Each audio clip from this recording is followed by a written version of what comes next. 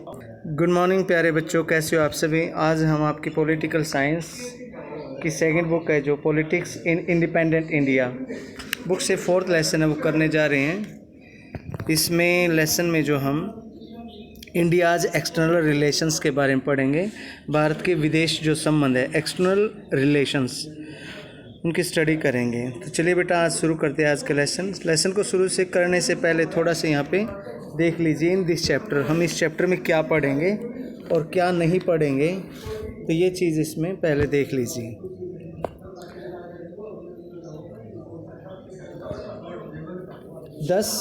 In this chapter, thus far we have focused in this book on the developments within the country and on domestic challenges। इस किताब में हम development के बारे में पढ़ेंगे, जो हमारे देश में विकास कार्य हुए उनको फोकस करेंगे, और साथ में ही हम हमारी जो घरेलू चुनौतियां थी उनके बारे में हम पढ़ेंगे, और हमने काफ़ी इसके बारे में पहले भी पढ़ चुका है इस किताब में। तो देश में कितने बदलाव हुए, किस प्रकार की घरेलू चुनौतियां हैं, इन पर हम इसमें नज़र डालेंगे। We now turn to the external challenges. इसमें थोड़ा सा ब्राइटनेस इसमें बढ़ा लेते हैं एक बार। We now turn to the external challenges. अब हम जो एक्सटर्नल चैलेंज के बारे में बात करेंगे। एक्सटर्नल चैलेंज मतलब जो विदेश से जो संबंध थे उनमें क्या चुनौतियां हमें सामना करनी पड़ी, उसके बारे में हम यहाँ पे बात करेंगे। तो इसमें Here too our leaders face the challenges with an innovative response by way of the policy or non-alignment। यहाँ पे भी हमारे जो नेता थे देश के, उनको बहुत सारी चुनौतियों का सामना करना पड़ा इनोवेटिव रिस्पांस से, जैसे by way of policy of non alignment. जो हमारे नेता थे उनका हमारे पड़ोसी देश से हुए जो युद्ध हुए, बहुत सारी चुनौतियां हमें वहाँ पे सामना करने पड़ी। तो इस मोर्चे पर भी अपने देश के नेताओं ने एक ऐसी राह अपनाई, और बाहरी दुनिया से जो चुनौतियां हैं उनके मामले में वो उन्होंने अपनी एक गुटनिरपेक्ष नीति, नॉन अलाइनमेंट की पॉलिसी है वो अपनाई। क्योंकि वहाँ पे आपने पता है दो जो महाशक्तियाँ थी वहाँ पे, एक रूस और एक अमेरिका, दो महाशक्तियों में पूरा विश्व है जो बट चुका था। तो हमारे लिए अभी एक चुनौती थी, नया देश संतर्त हुआ था, विकासशील देश था, तो हम रसिया के साथ जाएं या अमेरिका के साथ, ये बड़ी चुनौती थी। क्योंकि हमें क्या था कि देश की उन्नति के लिए, देश को नवनिर्माण करने के लिए वहाँ पे हमें किसी न किसी के साथ तो लगना पड़ेगा। तो ऐसे में हमारे नेता थे वो बड़े सूझबूझ के साथ उन्होंने काम किया, और किसी भी गुट में वो नहीं गए, बल्कि उन्होंने गुट निरपेक्ष नीति, नॉन अलाइनमेंट पॉलिसी है, उस पर ध्यान दिया। This led to 3 wars in 1962, 1965 and 1971। 3 युद्ध यहाँ पे भारत को झेलने पड़े, और 3 युद्ध आपको याद है। 1962 में पहला युद्ध हुआ, और फिर सेकेंड युद्ध हुआ जो 1965 में, और इसके बाद जो हमारा 1971 में युद्ध हुआ। तो 3 युद्धों से हमारे देश को गुजरना पड़ा। These wars are the external relations in general were shaped by and had its impact on the politics in the country। इन युद्धों से, और जो हमारे जो एक्सटर्नल जो वहाँ पे मुद्दे थे, एक्सटर्नल नीतियाँ थी, विदेश नीतियाँ थी, दूसरे देशों के साथ हमारे जो सामान्य संबंध थे, external relations in general were shaped by and had its impact on the politics in the country. इस गुट निरपेक्ष की नीति की वजह से ही हमारे विदेश के साथ जो सामान्य संबंध थे उनका निर्माण हुआ, कि हमारे दूसरे देशों के साथ किस प्रकार के संबंध रहे, ये केवल गुट निरपेक्ष नीति अपनाने की वजह से ही ऐसा हुआ। इसके क्या प्रभाव पड़े हमारे देश की दूसरी नीतियों के ऊपर, तो ये बहुत सारी चीज़ें यहाँ पे हमें देखने को मिलती हैं। इसके अलावा हम इस चैप्टर में और क्या करेंगे। In this chapter we study the story of the relationship between the external and the internal policies by focusing on. इसके अलावा इस चैप्टर में हम देश की जो आंतरिक यानी कि घरेलू जो नीति हमने अपनाई है, और एक्सटर्नल यानी विदेश नीति, दोनों नीतियों के बारे में हम यहाँ पे अध्ययन करेंगे। एक बार ये मेरे पास, in this chapter we study the story of the relationship between the external and the internal politics by focusing on. इस चैप्टर के अंदर हमें जो इंटरनल और जो एक्सटर्नल रिलेशनशिप है उसके बारे में पढ़ेंगे और उनको पढ़ते हुए हम निम्न बिंदुओं पर ध्यान देंगे। The international context that shaped India's external relations. पहला, जो भारत के विदेश संबंध हैं उन्होंने किन अंतर्राष्ट्रीय परिस्थितियों में अपना आकार ग्रहण किया है, किस तरीके से वो बनने के आए हैं। सेकंड पॉइंट है the operational principles that informed the countries foreign policy.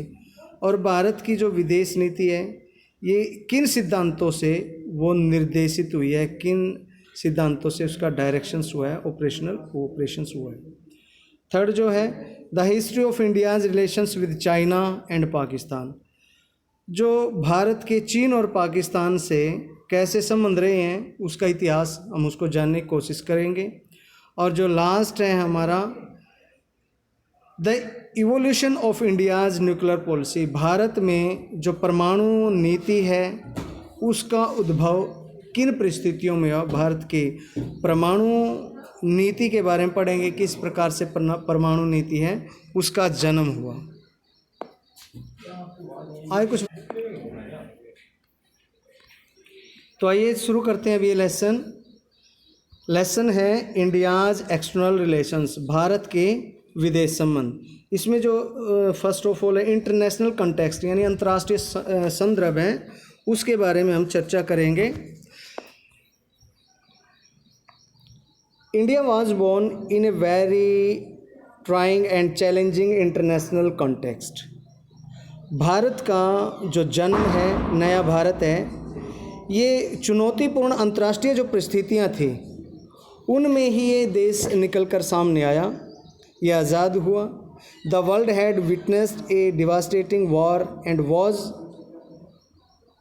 Grappling with issue of reconstruction. दुनिया में महातबाही हुई थी, युद्ध हुए थे, वर्ल्ड वार हुए थे और उसकी तबाही से ही भारत अभी बाहर निकल के आया था। और यहाँ पे एक सवाल जो बहुत बड़ा खड़ा था वो इसकी रिकन्स्ट्रक्शन के बारे में कि भारत का पुनर्निर्माण किस प्रकार हो, ये बड़ी एक वहाँ पे समस्या थी। Yet another attempt to establish an international body was underway. Many new countries were emerging as a result of the collapses of colonialism. तो एक अंतर्राष्ट्रीय संस्था वहाँ पे बनाने के प्रयास किए जा रहे थे। पहला क्या है, एक इंटरनेशनल बॉडी वॉज अंडरवे, एक अंतर्राष्ट्रीय संस्था बनाने के प्रयास किए जा रहे थे। उपनिवेशवाद की भी वहाँ पे कॉलोनियलिज्म उसकी समाप्ति हो गई थी। अब उसके कारण जो उपनिवेशवाद था उसकी समाप्ति के कारण बहुत सारे देश दुनिया के नक्शे पर उभर कर सामने आए थे। And most new nations were trying to come to terms with twin challenges of welfare and democracy. वहाँ पे दो चैलेंज वो लेकर आए थे। एक तो डेमोक्रेसी कि उस देश में डेमोक्रेसी कैसे स्थापित की जाए, जो देश अभी अभी नया बना है वर्ल्ड वॉर के बाद, और दूसरा जनता की भलाई के लिए कैसे कार्य हो। दो ये समस्याएं वहाँ पे प्रमुख थी।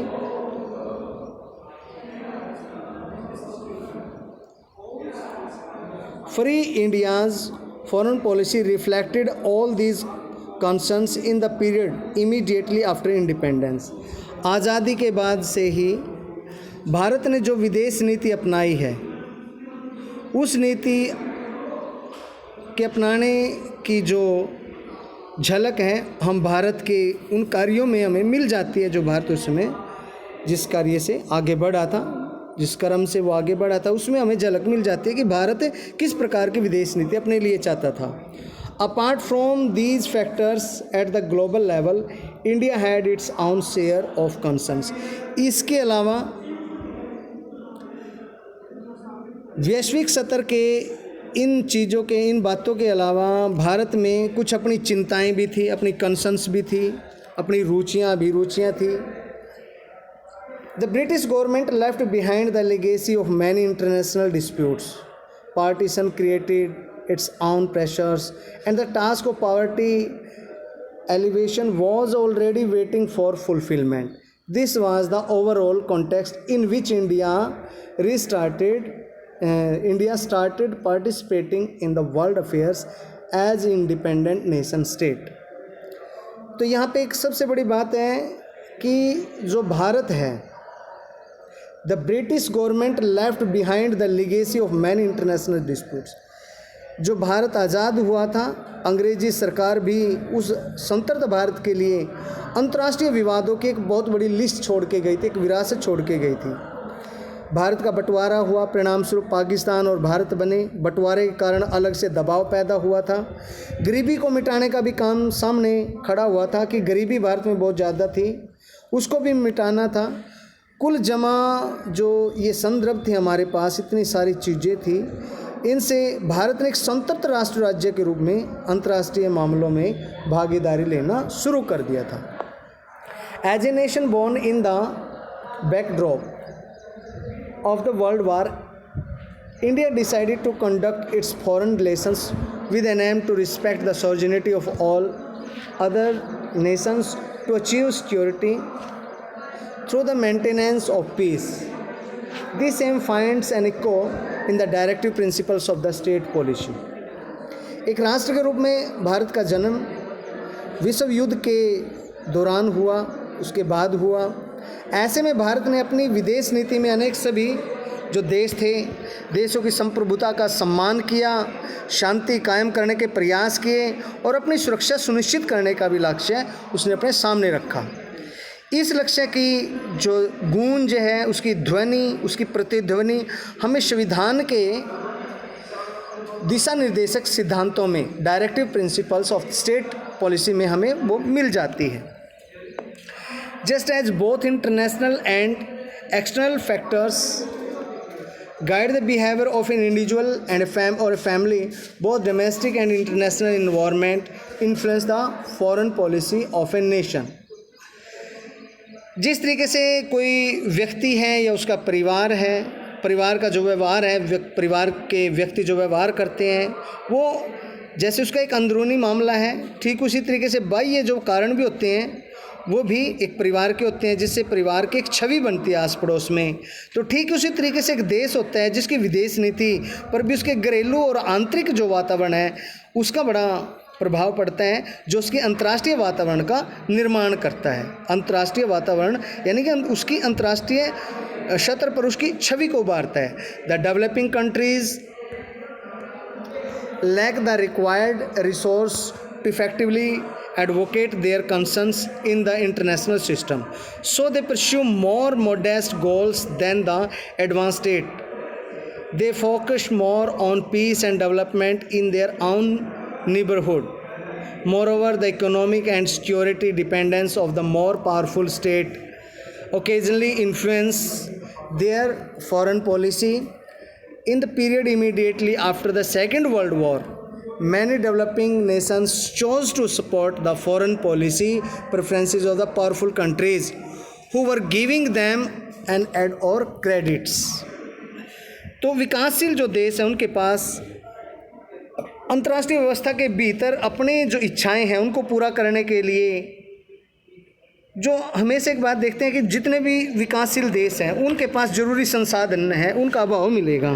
तो इन संसाधनों के अभाव को पूरा करने के लिए, अभाव जो कमी है उसको दूर करने के लिए तो अंतर्राष्ट्रीय व्यवस्था के भीतर उसे प्रयास करता है वो, और जिसके चलते बड़े बड़े देशों की अपेक्षा जो सीधे साधे लक्ष्य हैं वो छोटे लक्ष्य वो अपनी विदेश नीति में डाल लेते हैं। बड़े बड़े लक्ष्य वो निर्धारित नहीं करते क्योंकि संसाधन के अनुसार उनको व्यवहार करना पड़ता है। ऐसे देशों का जोर इस बात पर होता है कि उनके पड़ोस में शांति कायम रहे, अमन चैन कायम रहे और उनका धीरे धीरे विकास भी होता रहे।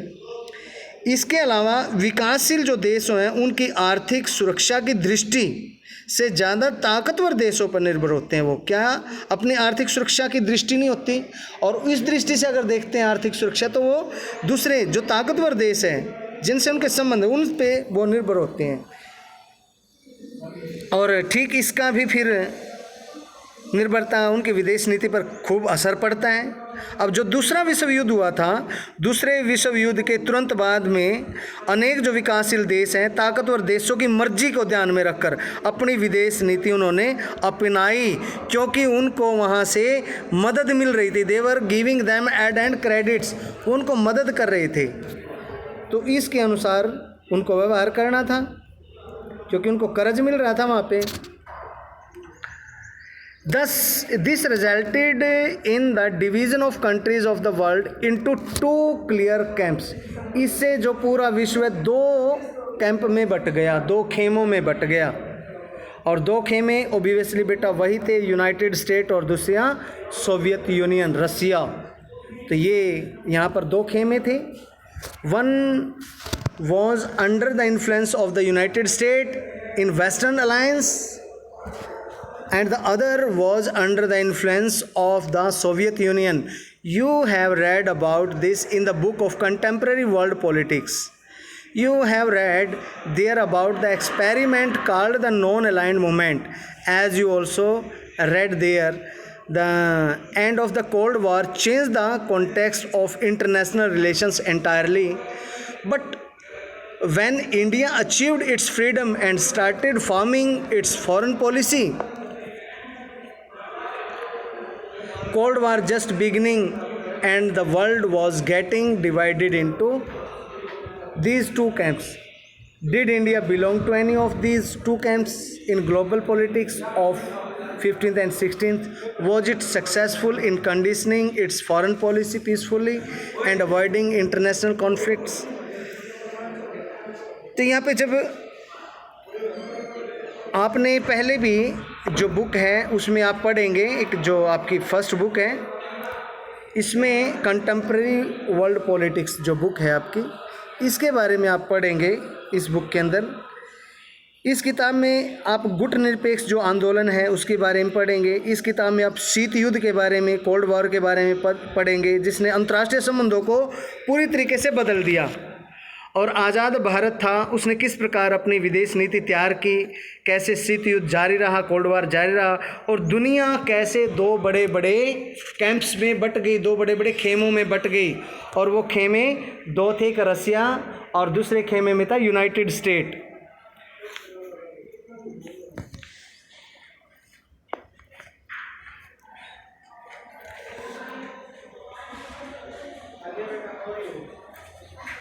तो इस प्रकार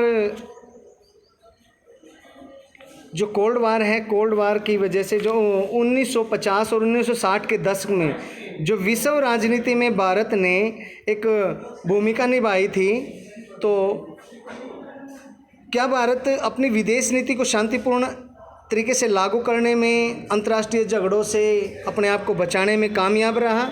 Was it successful in conditioning its foreign policy peacefully and avoiding international conflict? ये सभी चीज़ों, ये सभी बातों का, इन सभी प्रश्नों का जवाब हम आने वाले इस चैप्टर के हिस्सों में पढ़ेंगे।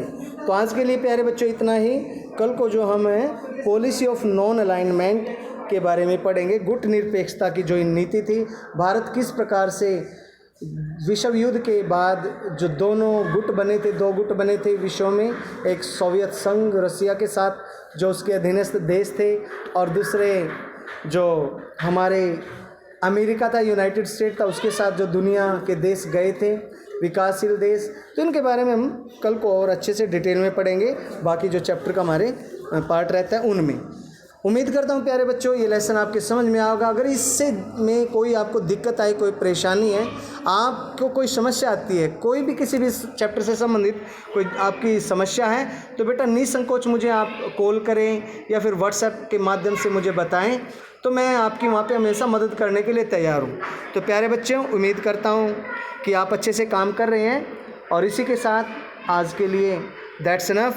May Goddess Saraswati bless you with great treasure of knowledge. Have a good day. Thank you.